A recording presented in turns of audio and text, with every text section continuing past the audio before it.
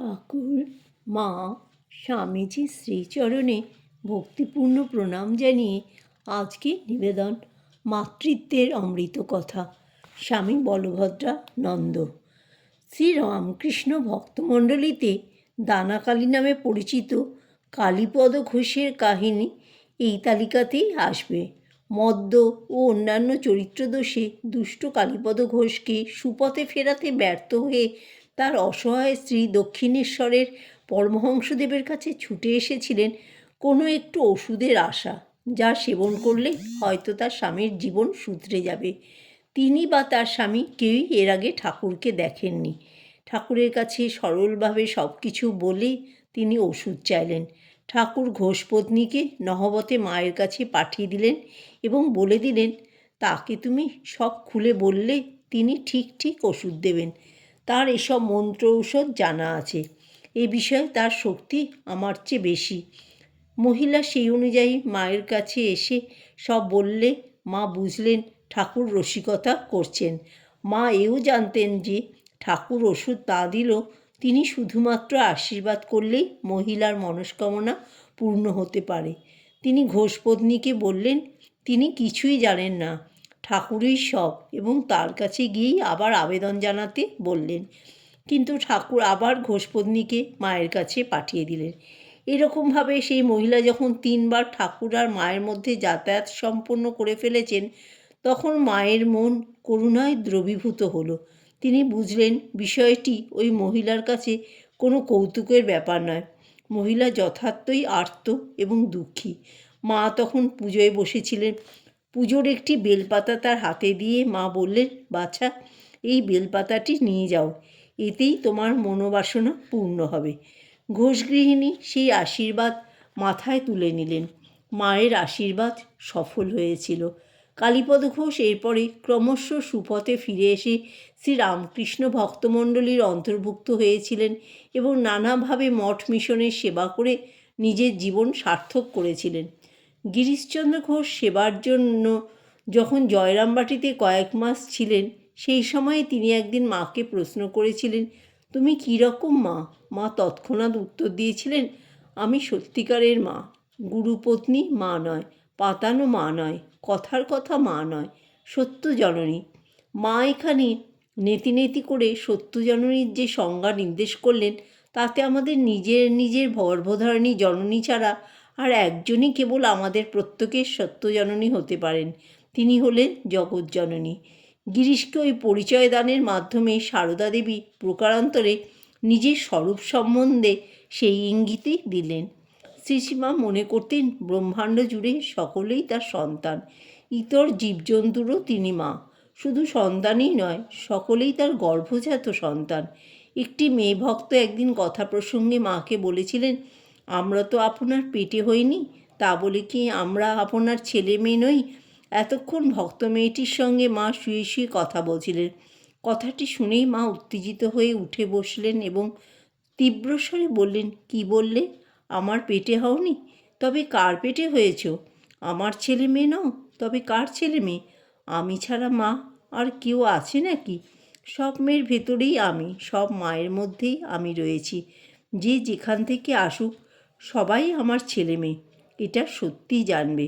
অর্থাৎ মা ব্রহ্মাণ্ড ভাণ্ড উদরী, ঠিক যেমন শাস্ত্রে বলেছেন, রীতা একয়া পুরিতাম অন্মায়া এতৎ। মা তুমি একা জননীরূপে জগতের ভেতর বার জুড়ে রয়েছ। মা তার এক দীক্ষিত সন্তান স্বামী ভাস্করানন্দকে বলেছিলেন, আমি তোমার মা, আবার বাবাও বটে। এই বাবাও বটে কথাটি শুনে ভাস্করানন্দজি স্তম্ভিত হয়ে গেছিলেন। সেটি বুঝে মা তাকে বলেছিলেন, আমার এই বাইরের আকার বা চেহারা দিয়ে, অথবা আমি রামচন্দ্র মুখার্জির কন্যা বা শ্রী রামকৃষ্ণের স্ত্রী, এইভাবে আমাকে দেখো না বা বিচার করো না। আমি সেই অতীন্দ্রিয় সত্তা, যেখান থেকে সমগ্র জগৎ বিকশিত হচ্ছে। ভাস্করানন্দজির স্মৃতিকথা থেকেই আমরা জানতে পারি যে মা একবার শারদানন্দজিকে বলেছিলেন, এখানে শিব, এখানে শক্তি, আমি সমগ্র জগতের পিতা, আমি সমগ্র জগতের মাতা। এবং পূর্বোক্ত শিষ্যকেই আরেকবার বলেছিলেন, আমি শিব, আমি কালী, শ্রীরামকৃষ্ণ আমি।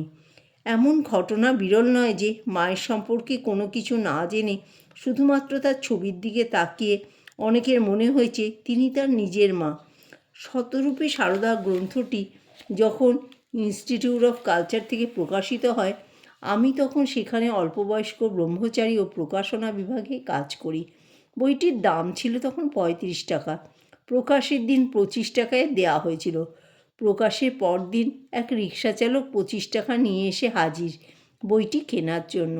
যেহেতু সেদিন বইটি ৩৫ টাকায় বিক্রি করার কথা এবং ওই রিক্সা চালকের কাছে সর্বসাকুল্যে ওই ২৫ টাকাই ছিল, লোকটিকে তাই প্রকাশনা ও বিক্রয় বিভাগের ভারপ্রাপ্ত সন্ন্যাসীর কাছে নিয়ে আসা হলো বিষয়টি নিয়ে সিদ্ধান্ত করার জন্য। ওই সন্ন্যাসী তাকে জিজ্ঞাসা করে জানতে পারলেন, আগের দিন ইনস্টিটিউট অফ কালচার থেকে বের হয়ে এক ভদ্রমহিলা তার রিকশায় উঠেছিলেন। ভদ্রমহিলার হাতে ছিল এক কপি শতরূপে সারদা। বইটির কভারে শ্রী মায়ের মুখের যে বড় ছবিটি আছে সেটির দিকে চোখ পড়তেই ওই রিক্সা চালকের মনে হয় যে তার মায়ের মুখ, যে মাকে অতি শৈশবে হারিয়েছে। ওই মহিলার কাছেই রিক্সা চালক জেনে নিয়েছিলেন যে বইটির দাম ২৫ টাকা। পরদিন রিক্সা চালিয়ে যেই তার ২৫ টাকা হয়েছে, সঙ্গে সঙ্গে রিক্সা রেখে দিয়ে বইটি কিনতে চলে এসেছে। সে পড়তে জানে না, কিন্তু তার ছেলে জানে। সেই ছেলেই তাকে বইটি থেকে পড়ে শোনাবে। সন্ন্যাসী তাকে ২৫ টাকাতেই বইটি দিয়ে দিয়েছিলেন। আরেকবার তদানীন্তন পূর্ব পাকিস্তানে আমাদের কয়েকজন সন্ন্যাসী মঠ মিশনের কর্মসূত্রে বিভিন্ন জায়গায় ঘুরে রাস্তার পাশে একটি সাধারণ চায়ের দোকানে ঢুকেছেন চা পান করবেন বলে। ঢুকেই দেখেন দোকানের এক জায়গায় শ্রী মায়ের ছবিওয়ালা একটি ক্যালেন্ডার ঝুলছে। তারা জিজ্ঞেস করলেন দোকানিকে, আপনি একে চেনেন? দোকানি উত্তরে বললেন, চিনি না, কিন্তু মাকে বহুদিন হলো হারিয়েছি। মনে হলো যেন ইনিই আমার সেই মা, তাই এই ছবিটি টাঙিয়ে রেখেছি। আর এরপরে আমার সব কিছু আগের চেয়ে ভালো হচ্ছে বলেও মনে হচ্ছে। তখন সন্ন্যাসীরা দু এক কথায় তাকে একটু বললেন কার প্রতিকৃতি তিনি সৌভাগ্যক্রমে সংগ্রহ করে এনেছেন।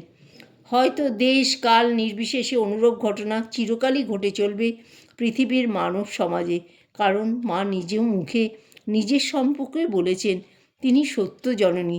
তাই দেশ কাল নির্বিশেষে যখনই কোনো মানবীর জীবনে উপযুক্ত শুভ মুহূর্ত আসবে, তখনই এই চিরকালের সত্য জননী তার অন্তরে গোপন জননী রূপে উদ্ভাসিত হয়ে উঠবেন। শ্রীরামকৃষ্ণ বহুবার এই কথা বলেছেন যে ভুবনমোহিনী মহামায়া সারা বিশ্বকে মোহিত করে রেখেছেন। এমনকি ব্রহ্মা বিষ্ণু মহেশ্বরও তার মায়ার প্রভাব থেকে মুক্ত নন। এই মায়ার জন্যই মানুষ স্বরূপত ব্রহ্মা বা ঈশ্বর হয়েও নিজেকে সামান্য জীব বলে মনে করে। জয় ঠাকুর, জয় মা, জয় স্বামীজি।